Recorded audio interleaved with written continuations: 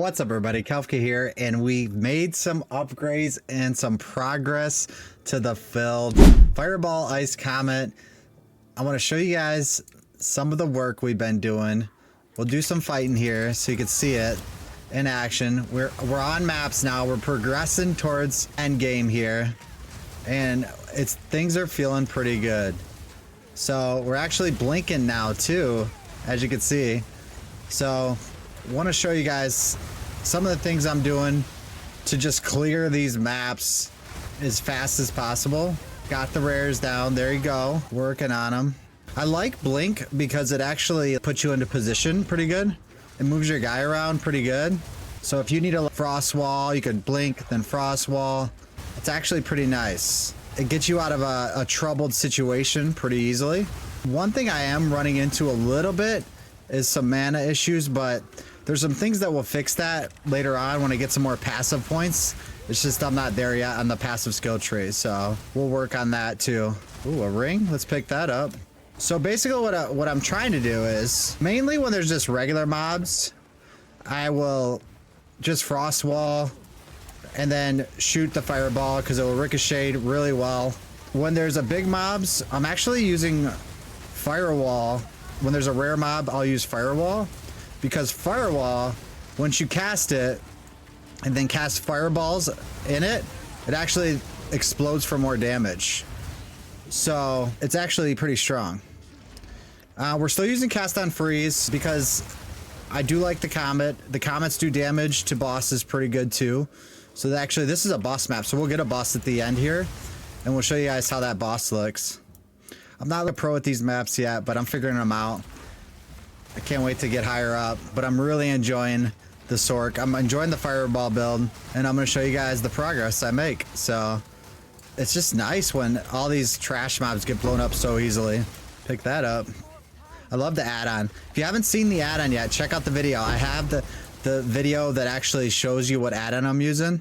I'll put the link in the description, but all right, so let's do it right here. So he's frozen. Now we cast this. It's gonna blow him up. So he has life. I forget to use frost bomb sometimes, but that would have killed him if I used frost bomb.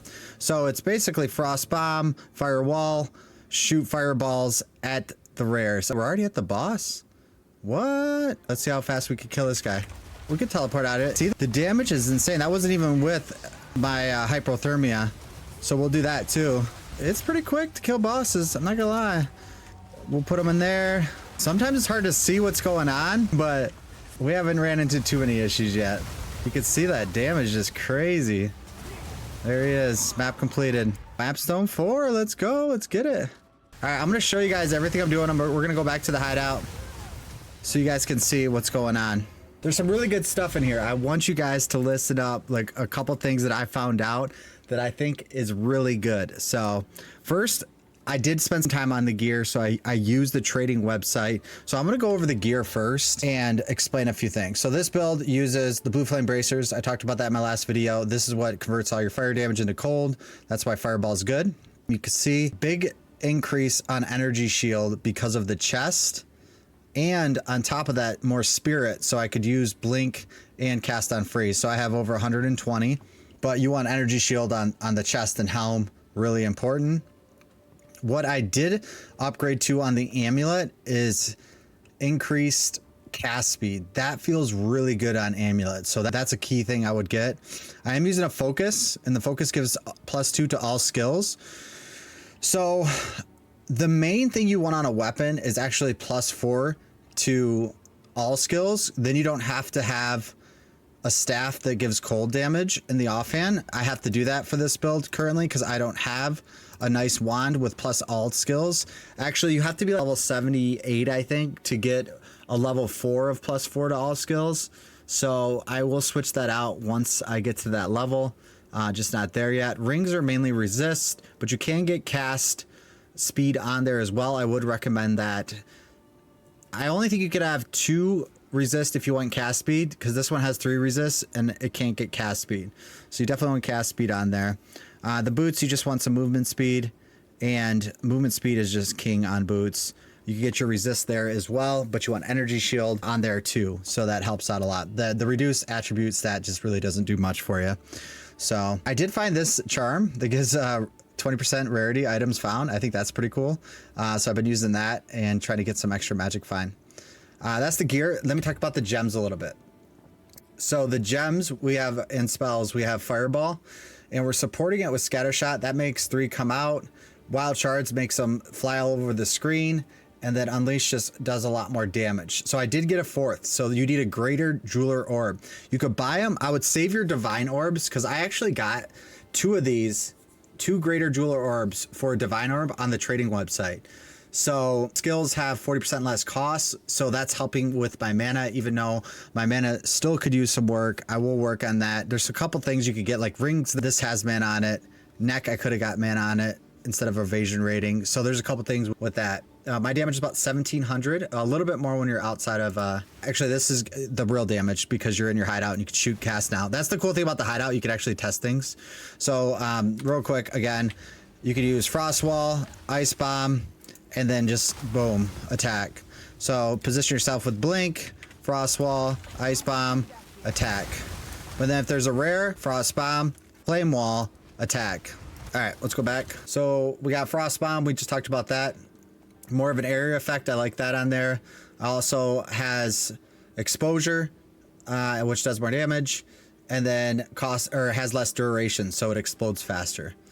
Frostwall, I did put the 4th on there. I was using it with this right here. Support skills have increased cooldown recovery rate. So I need to put something else on it, but you could switch between this and Blink. I don't know. I'm not 100% sure yet if it works for Blink. So we'll test it. 1, 2, 3, 4. I feel like it doesn't work with that. So I might just leave it on Frostwall so I can cast more Frostwalls. It definitely works with Frostwall because you could actually see the cooldown go down. So it's only 2.14 second cooldown. Hypothermia, and I use that on bosses pretty much once in a while with rares, but the duration and then the magnitude, basically the increase the effect of it. So that's good. It lowers the resistance, so your cold damage is more. Cast on Freeze is Comet, Spell Echo, and in Tempest. So it gives you more energy, which gives you more. I do have Comet on the bar because it does 18k damage. It's just a long cast because I did the long caster, and it just does more damage. So if I need a big chunk of damage, I can just cast Comet still. And then Firewall, you want to have Fortress on there. I did increase fire damage. I'm not sure if this is helping, but there was nothing else I thought to put in there, so it does a little bit more damage. And then Clarity has meta regeneration on it. So that's what I'm using for the skills. All right, so let's go to the passive skills tree. I am an Archmage with Arch Surge, so I am using that currently. There is another way you could go. You could actually go here and get chance on shock, but I don't have enough Paragon points for that, or Paragon points, passive skill tree points for that yet, so I will not be doing that currently. This is the main section. I'm thinking about switching from this side and just going straight up here, because there are some things you could get that are really helpful, like the extra energy shield. And I don't know if this is that much damage. So it's something we might test later and respec out of it. But currently this is what I'm doing to get 1700 on the Fireball. I do like the crit, so I am critting a bit more too. So I got the crit chance nodes. I got the exposure, the freeze buildup, all the cold stuff here. This is huge right here for more crit. We're doing maximum, we're getting more mana with spell damage. So eventually, we still didn't get it. We still might go Eldritch Battery because it's still really strong. But we haven't got enough. We haven't got the amulet yet to make it happen. So if we get that everlasting amulet, we're going to try it out and see how it feels. Energize, this is huge. This is allowing us to get more cast on freeze. 20% heavy frost, 20% breeze buildup. We got more crit chance as well. So I am going down here first because I want to get chance to have, so if you are, okay, so I'm level 70, 71, 72, 73, 4, 5, 6. So I would go there, and then hopefully by then I could try out some of that like Eldritch Battery stuff and just some points around that.